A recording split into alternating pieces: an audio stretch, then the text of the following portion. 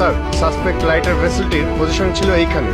আর সারা দেশ থেকে লুণ্ঠিত হওয়া অস্ত্রের একটা বড় চালান আজ এই এলাকায় আসবার খবর আমরা পেয়েছি স্যার।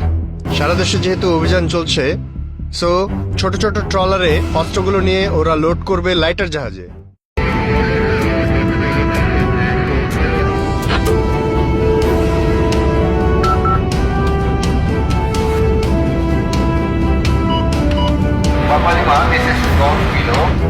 Roger, sir.